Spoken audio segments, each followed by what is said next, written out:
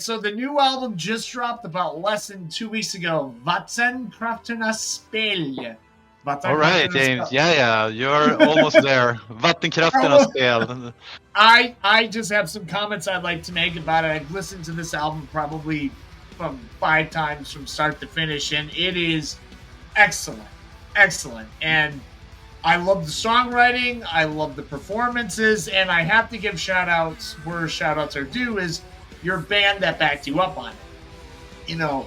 From Matte's leads to Johanna's backup singing, that the your female singer, and then of course Seaman on bass. This album is just fantastic. So let's go into it a little bit, like the process. This is the Water album, correct? I mean, we have been on this kind of a 4-element cycle, trying to focus on one element per album. We did the 3 albums first. We did the earth element, we did the air and the fire.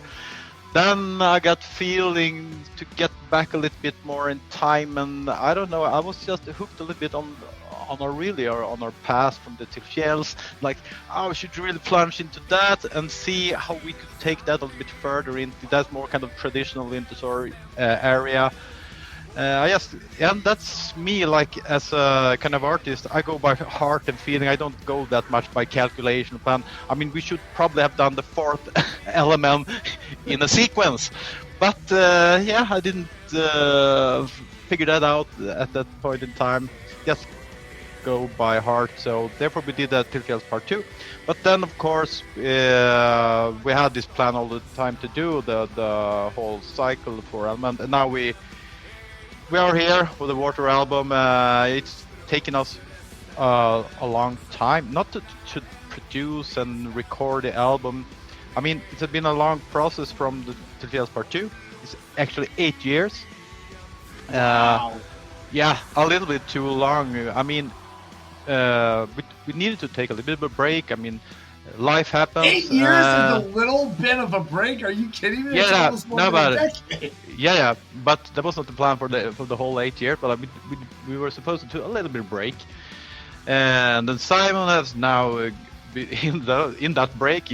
Before the break, he didn't have any kids. Now we have 2 kids, so life just happens. Like so, a lot of things happen. I've moved around. I've changed daytime job several times, so it's been quite a hectic life. I also recorded 2 albums with Harmdal. I did some other albums, Dim Build and other stuff. So, of course, but after some years, then when we were supposed to, now we need to focus and do actually the new Vintersorg album.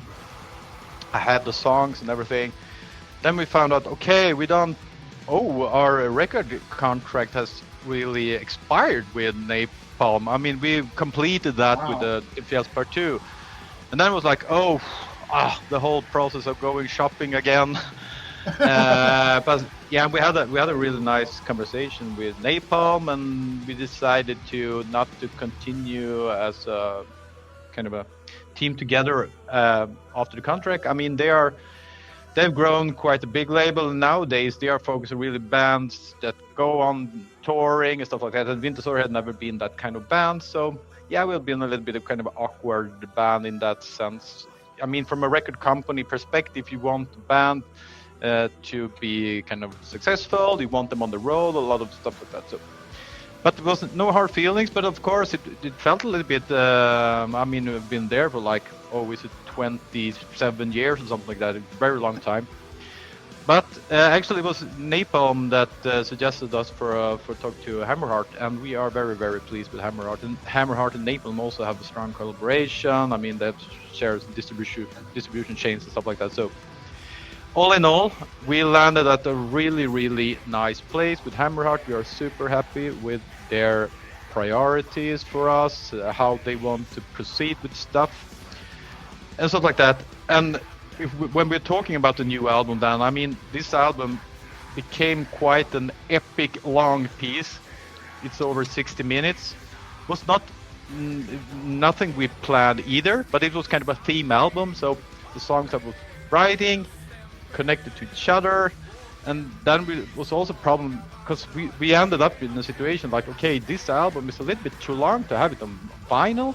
I mean, 60 minutes, it's going not could be good quality on the vinyl. I mean, 40 minutes, 45, 50, then 50 is like the crucial limit. You can't go over that, otherwise it will sound crappy.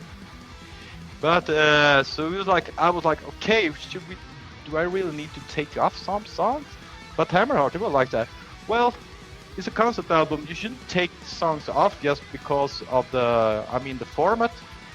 So they're like, we do a double vinyl. I was like, hey, double, get all the double vinyl. This is kind of a childhood dream come true. I mean, the Kiss Alive album, the double thing. I mean, yeah, go ahead. So what I mean by that is like, the label, the Hammerheart, the company, they were like, we shouldn't compromise with the whole album just because of that. Instead, we do a double thing. So, and I really like that kind of mindset. Should never compromise. Of course, you need to compromise with some stuff. Otherwise, I mean, we are living in a kind of reality. But feels very nice that they, because I was like, oh, need to take some songs here and stuff like that. But no, we didn't do that. I'm very satisfied we didn't compromise with that. So it's a long piece, but it was 8 years also since we had one Vintersorg album out. So yeah,